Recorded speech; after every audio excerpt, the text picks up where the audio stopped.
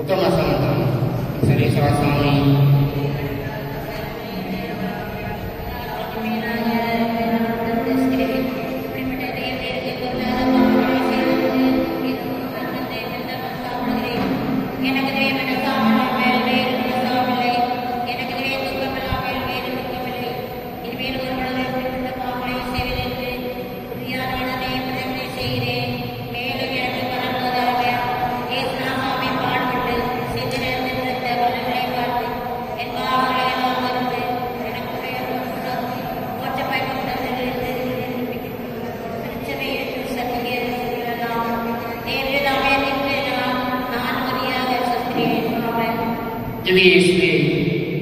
எங்களுக்காகவும் உத்திற்கு செலுத்த ஆத்மாக்களுக்காகவும் சிலுவை பாதையில் வித்தொரு அளிக்கப்பட்ட பலன்களை அடைய விரும்பி தேவனுடைய இரக்கத்தை கேட்டு மன்றாடி இருக்கிறோம். அச்சிஷ்ட மரியாதை வியாபன மாதாவை உம்மோடு சிலுவை பாதையை சேமிக்க விரும்புகின்ற நாங்கள் அதனுடைய சிறந்த பலன்களை அடைவதற்கு எங்களுக்காக வேண்டும். உனக்காகவே நான் கடவுளாக இருந்தும் கூட மனிதனாகி இந்த உலகிற்கு வந்தேன். சிந்தை இறைவனின் எல்லையற்ற அன்பினை நீ அனுபவிக்க உனக்காகவே உன்னை போல் ஒருவனானேன்.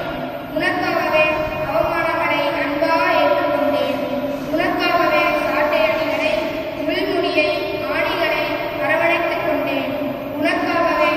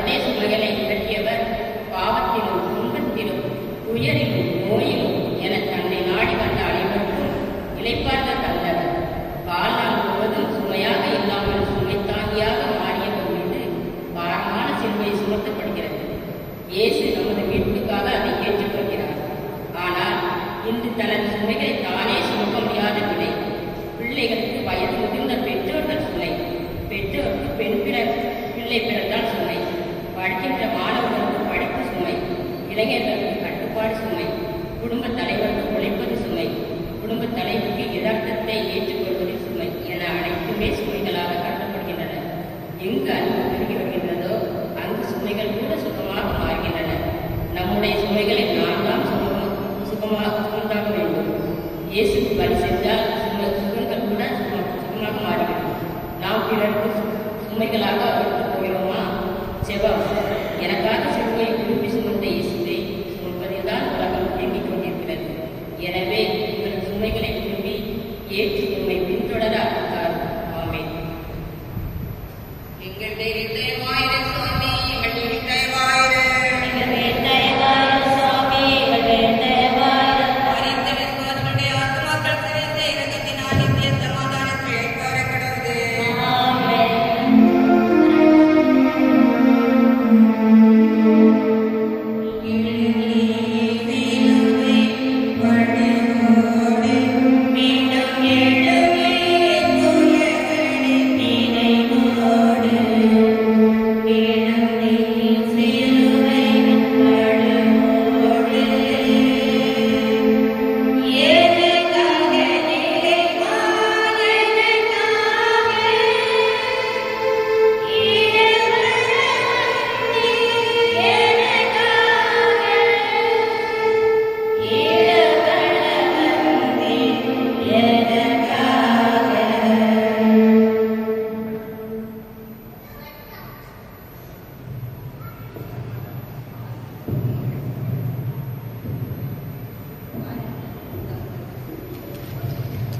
அந்த ஸ்தலம்லாம் யாரு சொல்றது? உங்களுக்குலாம் போட்டி போட்டு ஏன் இப்படி கிடைக்கியா? பேசுன பாடோட்ட சொல்லணும்னு சொல்லவே இல்லை.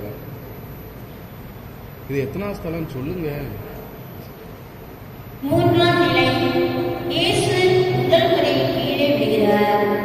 உங்களில் ஒருவன் விழுகின்ற போது தனக்கு பின்னால் பார்த்தவர்கள் தடைக்கற்களால் வீழ்ந்து விடாமல் இருக்க எச்சரிக்கையாய் தரும்படி விரும்புகிறார்கள். மண்ணோடு மண்ணாய் விண்ணவன் இயேசு வீழ்ந்து கிடக்கிறார். பரமனின் வளர்ச்சியில் இந்த உலகம் பாடம் படிக்க இயேசு வீழ்ந்து கிடக்கிறார். 1000 ஆண்டு வீழ்ச்சிகளை இந்த மனித வரலாறு சந்தித்துள்ளது.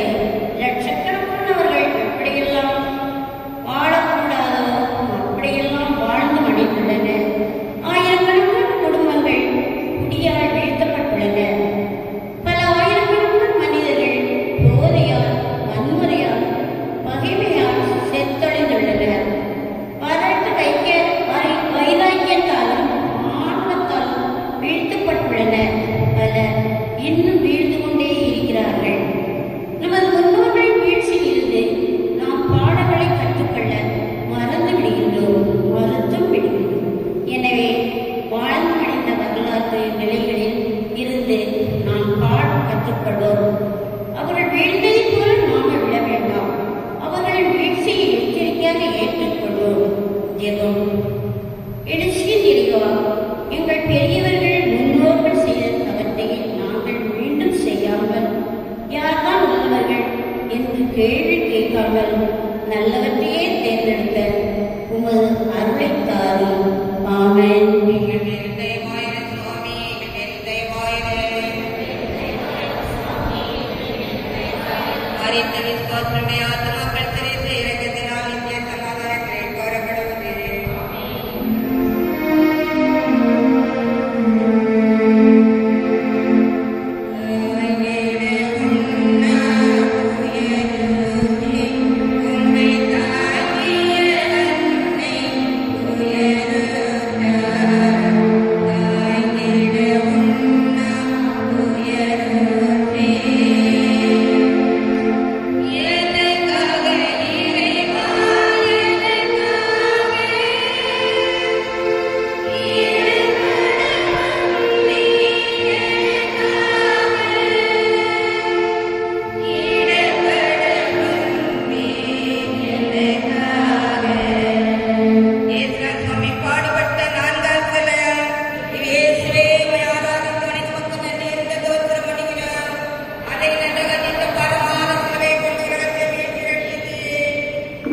இயேசு தன் தாயை சந்திக்கிறார்.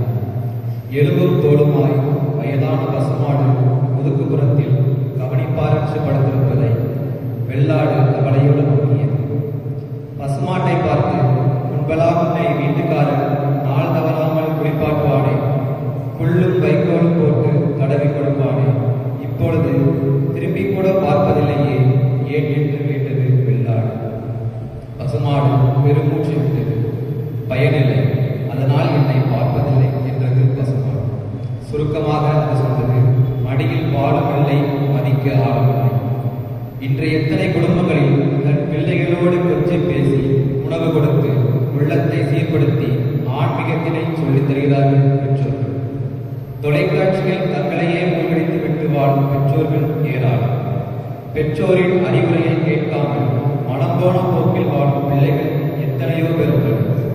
அன்னை மரியாளுக்கு அன்பர் இயேசுவுக்கும் நமது பதில் என்ன? உண்மையான தாய்சை சந்திப்பு உறவு உன்னத வாழ்விற்கு வழிவகுக்கும் என்பதை மறக்க வேண்டாம். செபம். இனிய இயேசுவே, உண்மையும் உன் தாயையும் பார்க்கின்ற போது ஒரு குடும்ப உறவு எவ்வாறு இருக்க வேண்டும் என கற்றுக்கொண்டோம். இதனை எங்கள் வாழ்வாக்க வருகிறோம். ஆமென். எங்கள் பேரில் தயவாயிர சுவாமி, எங்கள் பேரில் தயவாயிர. மரித்த விசுவாசனுடைய ஆத்மாக்கள் சிறைந்த இரக்கத்தினால் நித்திய சமாதானங்களை புகழப்படுவது.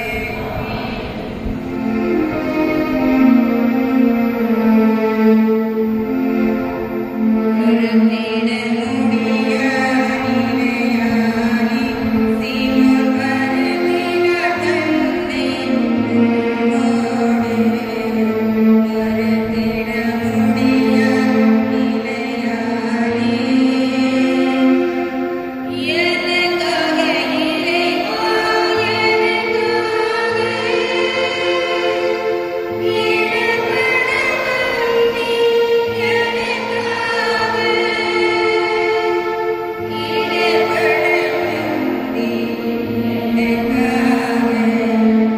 எனக்காக பாடுபட்ட ஐந்தாம் சில திவ்யேசுவே ஆராதனை உனக்கு நன்றி என்று தோற்றம் பண்ணுகிறோம்.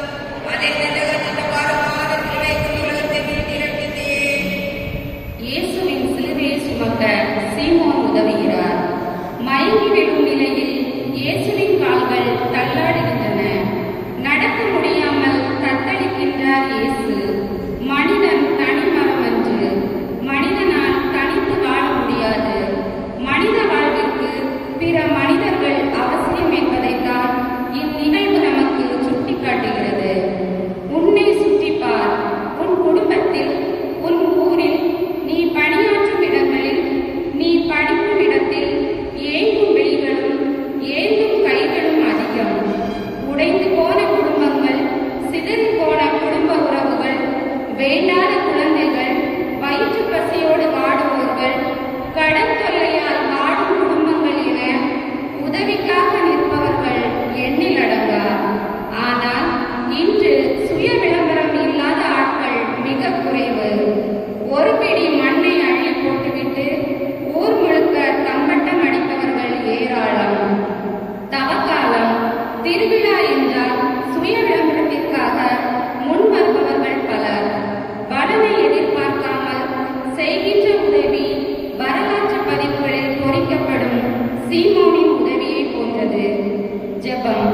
அரவணைக்கும் அன்பு இயேசுவே, பிறரது துன்பத்தை கண்டு ஓடி ஒழியாமலும் சுய விளம்பரத்திற்காக உதவி செய்யாமலும் இருக்கக்கூடிய நன்மனதை தாரும். உண்மையான மனநிலையோடு உம்மை பின்தொடர எமக்கு அருள் தாரும். ஆமென். எங்கள் பேரில் தயவாயிர சுவாமி, எங்கள் பேரில் தயவாயிர. மரித்த விசுவாசனுடைய ஆத்மாக்கள் சிறைந்த இரக்கத்தினால் நித்திய சமாதானங்களை புகழப்படுவது.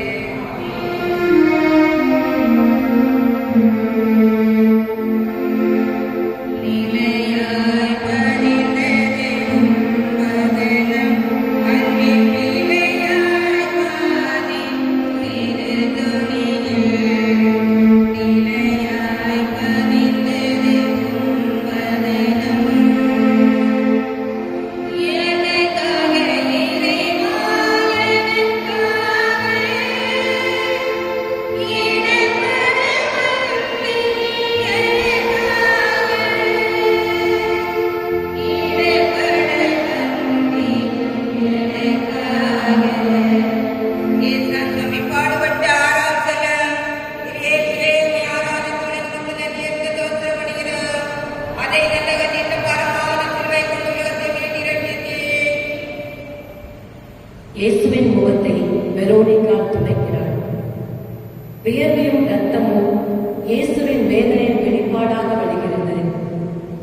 எல்லோரும் வேடிக்கை பார்த்து கொண்டிருந்த வேளையில் வெரோனிகா ஓடி சென்று இயேசுவின் அந்த முகத்தை அன்போடு துடைக்கிறாள். அவளுக்குள் இருந்த கருணையும் அன்பும் அவளை இதனை செய்ய தூண்டுகிறது. அன்பு உள்ளத்தில் ஊற்றெடுப்பது. ஊரும் பெயரும் உலகும் நிறமும் எதுவும் அதற்கு கிடையாது. பெண்களை இழிவாக கருதிய யூத சமுதாயத்தில் புது மறுமலர்ச்சியை கொண்டு வந்தவர் இயேசு. தனது வாழ்நாளில் பெண்களுக்கு முன்னுரிமையும் அடையாளத்தையும் தருகிறார். இறுதியில் தன் திருமுகத்தை துடைக்க வெரோனிகாவிற்கு வாய்ப்பும் தருகிறார். ஆண்டவன் முன்னிலையில் அனைவரும் சமம் என்பதை தனது செயலால் தெளிவுபடுத்துகின்றார். 6ஆம் நிலை பற்றி பேசும்போது வெரோனிகாவை வீரப்பெண், புரட்சி பெண் என்றெல்லாம் வீரவசனம் பேசுகின்றோம். ஆனால் நமது வீடுகளில் உள்ள பெண்களை எப்படி நடத்துகின்றோம்? அவர்களுடைய சுய விருப்பு வெறுப்புகளுக்கு முக்கியத்துவம் கொடுக்கின்றோமா? அல்லது நமது கருத்துக்களை அவர்கள் மீது திணிக்கின்றோமா? ஒரு சமுதாயத்தின் உயர்வும் தாழ்வும் பெண்களுக்கு அளிக்கும் முக்கியத்துவத்தில் தான் உள்ளது. ஜெபம். அன்பு இறைவா, பெண்களை மதிக்கவும் அவர்களுக்கு உரிய முன்னுரிமை கொடுக்கவும் வேண்டிய மனநிலையை அனைவருக்கும் தாரும். ஆமென். எங்கள் இருதயமாயிர சுவாமி, எங்கள் இருதயமாயிர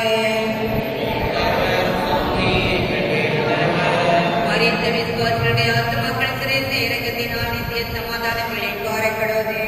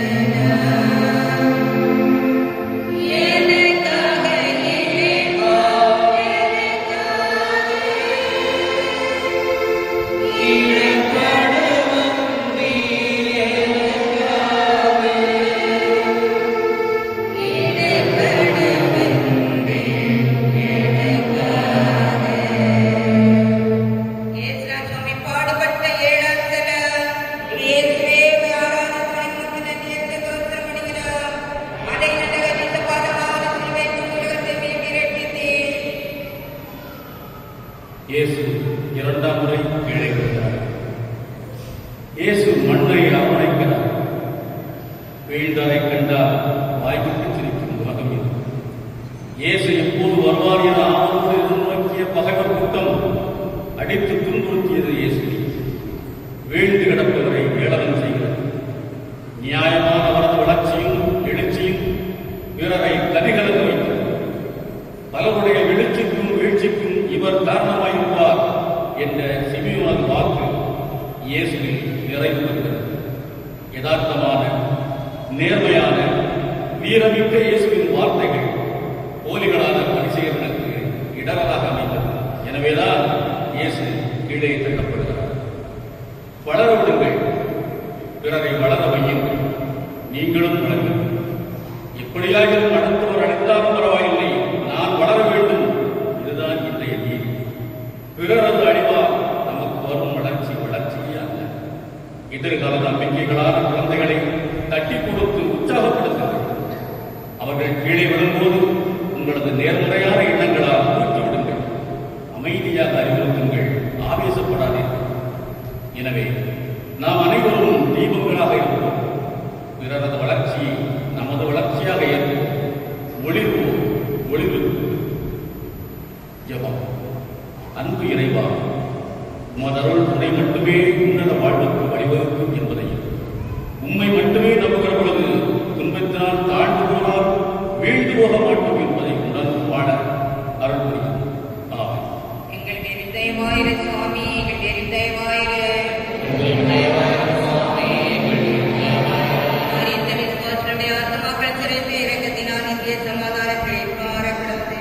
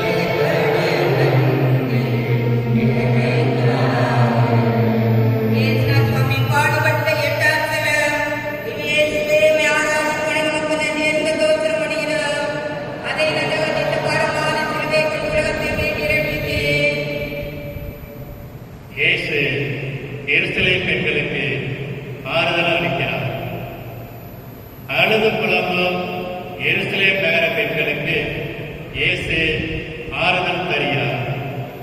இளகிய மனமடைந்த எருசலேம் நகர பெண்கள் இயேசுவுக்காய் அழுகின்றார்கள். அழுகை நல்லதுதான். உள்ளத்தின் அழுத்தத்தை, பாரத்தை பெருமூச்சாக, கண்ணீர் துளியாக அவர்கள் வெளிப்படுத்துகின்றனர். நல்லவராய் அதிசயமும் அற்புதமும் புரிந்து மக்களுக்காய் வாழ்ந்த இயேசுவுக்காய் இந்த நிலை என்று அவர்கள் பரிதவிக்கின்றனர். அழுகை ஆன்மாவை சுத்தப்படுத்துகிறது. இன்று உலகின் எப்பக்கம் திரும்பினாலும் கூக்குரலும் ஏக்க பெருமூச்சுகளும் காதுகளை தொடுகின்றன. பெற்ற தாய் தந்தையரை அன்புடன் பாதுகாக்காமல் அளவைக்கும் மகன்களால் நாம் தொட்டு தாலி கட்டிய மனைவியை, பெற்றெடுத்த பிள்ளைகளை குடித்துவிட்டு வந்து அடித்து துன்புறுத்தி அளவைக்கும் கணவர்களால் நாம் தொலைக்காட்சிகளில் மூழ்கிவிட்டு பிள்ளைகளுக்கு பாசத்தையும் ஆன்மீகத்தையும் புகட்டாத பெற்றோர்களால் நாம் உறவுகளை விட எனது வைராக்கியம்தான் பெரிது என வாழ்பவர்களால் நாம் உண்மையான இறைவன் இயேசுவை மறந்துவிட்டு சூழ்நிலைக்கு ஏற்ப பிற தெய்வங்களை வழிபடுகிறவர்களால் நாம் இப்படியெல்லாம் நாம் செய்யும் போது யாரோ எங்கோ அழுது கொண்டே இருக்கிறார்கள். பிறரின் அழுகை நமது செவிகளை தொடட்டும். ஜெபம். அன்பு இறைவா, வாழ்வில் உண்மை மட்டுமே பற்றிக்கொண்டு வாழவும், உலக ஆசைகளை விடுத்து உண்மையான உறவுகளை அன்பு செய்து வாழும் நல்மனதை தாரும். ஆமென். எங்கள் மேல் தயவாயிரும் சுவாமி, எங்கள் மேல் தயவாயிரும். மரித்த விசுவாசிகளுடைய ஆத்துமாக்கள் செலுத்த இரக்கத்தினால் நித்திய சமாதானத்திலே காணப்படாது.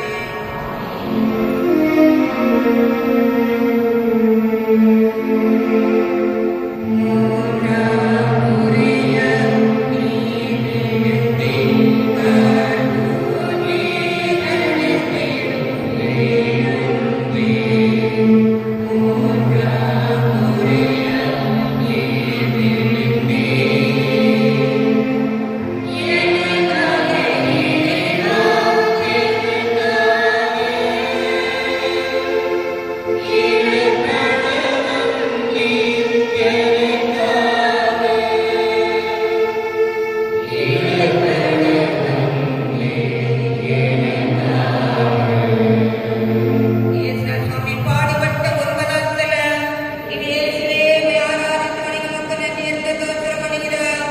அதை நல்லகத்தின் பாரமான சிலை கண்டு உலகத்தை மீட்டிருக்கிறே. இயேசு மூன்றாம் முறை கீழே விழுகிறார். சிலுவையின் பாரம், முள்முடியின் வலி, கரடு புரடான பாதைகள், தொடர்ந்து வெளியேறிக் கொண்டிருந்த இரத்தம், இவற்றால் தடுமாறி இயேசு கீழே விழுகிறார். நடப்பவனால் மட்டுமே விழ முடியும். யாருக்காக இந்த வீழ்ச்சி? எதற்காக இந்த வீழ்ச்சி? விழுந்தாலும் எழுந்து நடக்கிறார்.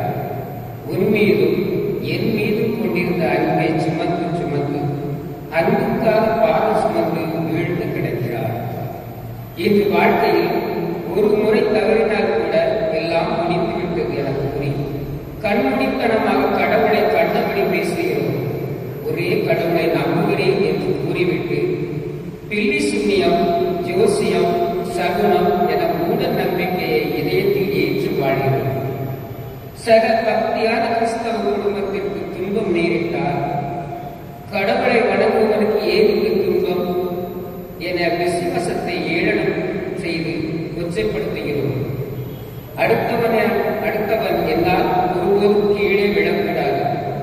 என் சொல், செயல், உறவு யாரையும் படுபாதாளத்தில் தள்ளக்கூடாது.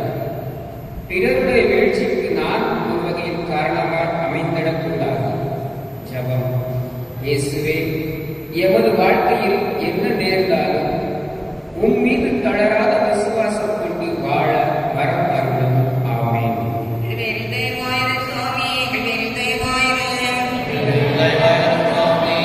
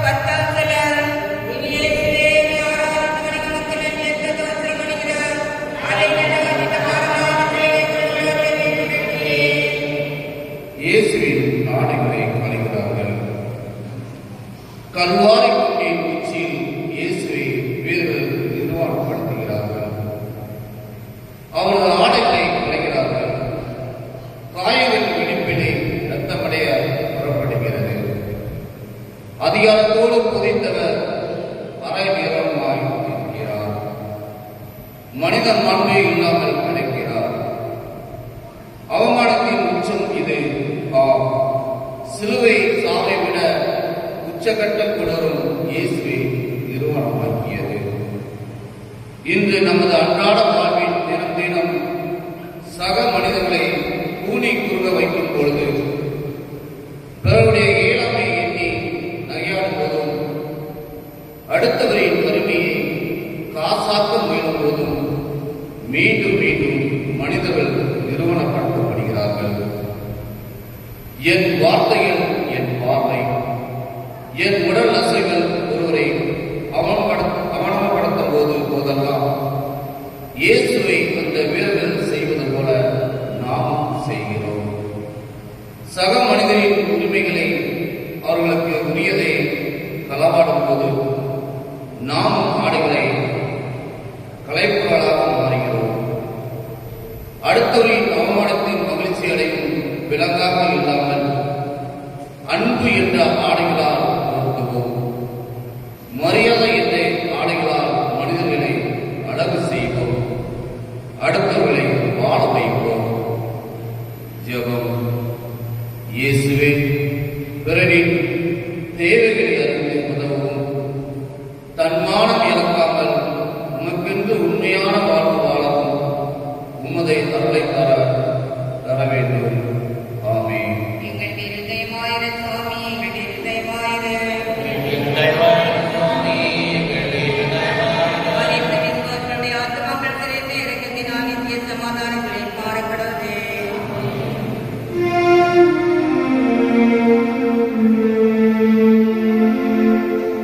உன்னிட உயிரும் கவிந்திடவே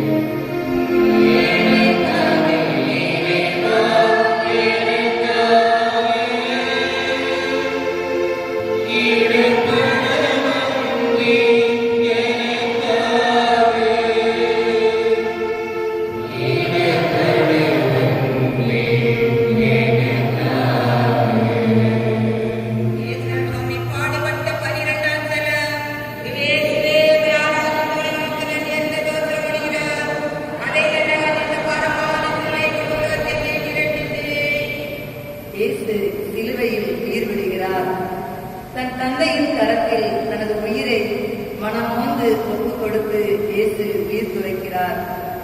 எல்லாம் நிறைவேற்றிய நிம்மதியுடன் உயிர் விடுகிறார். இந்த நொடி பொழுது வரை துடிதுடித்துக் கொண்டிருந்த இயேசுவின் இதய துடிப்பு அடங்குகிறது. மனித உறவும் வாழ்வும் நிரந்தரமானது, நிலையானது என்ற எண்ணம் சாவில் மறைந்து விடுகின்றது. ஒவ்வொரு நாளும் முடிந்த பின்னும் ஒவ்வொரு பிறந்த நாள் வரும்போதும் முன்னோக்கி போகும் மரங்களாக கல்லறைகளை நோக்கி ஓடுகின்றோம். இந்த பூமிக்கு புது வரவாய் தாயின் மடியில் வந்து வீழ்ந்தபோது நீ அழுதாய். உன்னை சுற்றி அனைவரும் சிரித்தனர். ஆனால் மரண படுக்கையில் நீ மகிழ்ச்சியான நினைவுடன் வாழ்க்கையை வாழ்ந்து முடித்துவிட்டோம் என்ற நினைவில் நீ உயிர் துறக்க உன்னை சுற்றியுள்ள உலகம் உன் இறப்புக்கு அழுது புலம்ப வேண்டும். வாழும்போது அடுத்தவர்களை சிரிக்க வைத்தால், நீ நம்பிக்கை தந்தால், ஏழையாய் இருந்தால், சாகும்போது நீ சிரிப்பாய். உலகம் அழும். உனது வாழ்வு அர்த்தமுள்ள வாழ்வாக உள்ளதா? Yeah.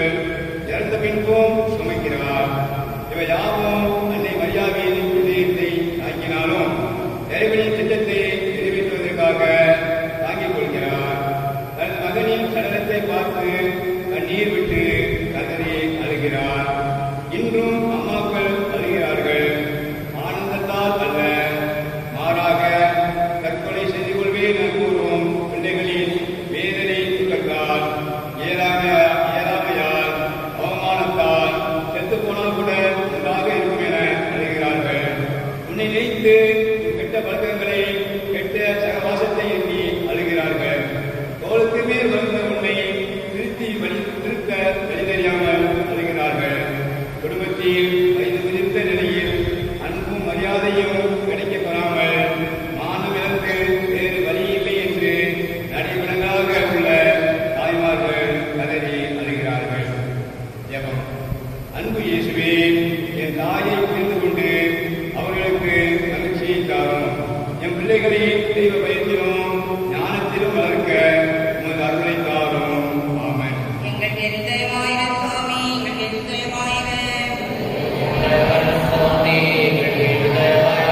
மரித்த விசுவாசங்களுடைய ஆத்மாக்கள் சிறைந்த இரக்கத்தினால் நித்திய சமாதானங்களை பாரப்படாதே.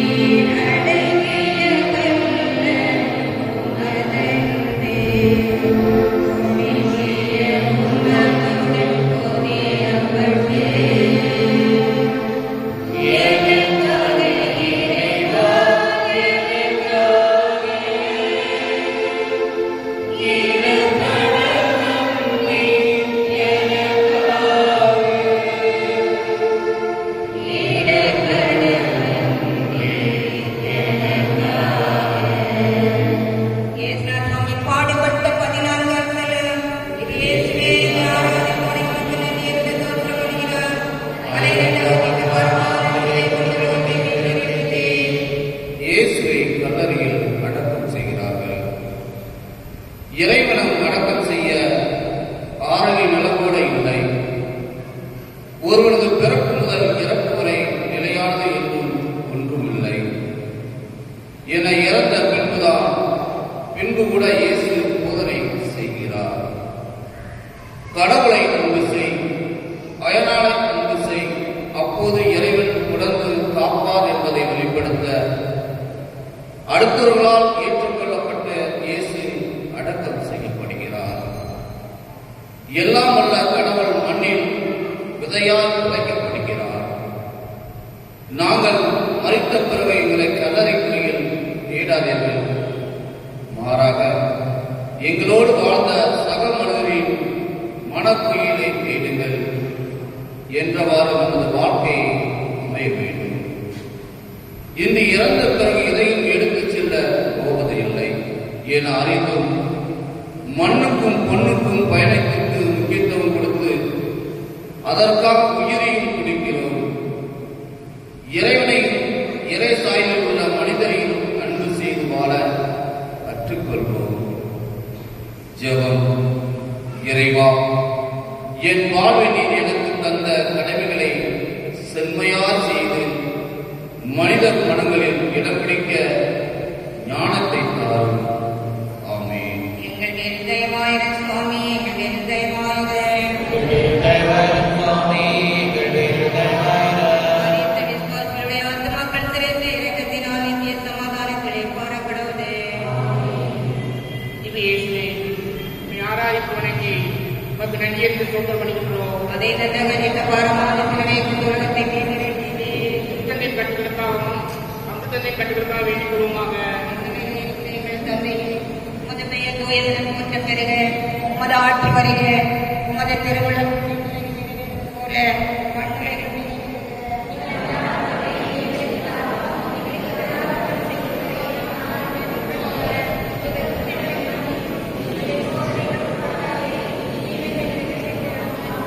அருள் நிறைந்த மரியே வாழ்க. ஆண்டவர் உடனே பெண்களுக்குள் ஆசி பெற்றவள் நீரே. உடைய திருவயிற்றின் கனியாகிய இயேசுவும் ஆசி பெற்றவரே.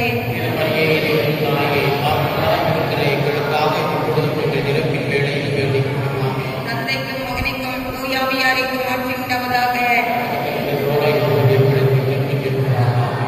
ஒரு கர்த்தாவே, உமது ஜனத்தின் பாவங்களை ஒரு தருணம் என்றென்றைக்கும் எங்கள்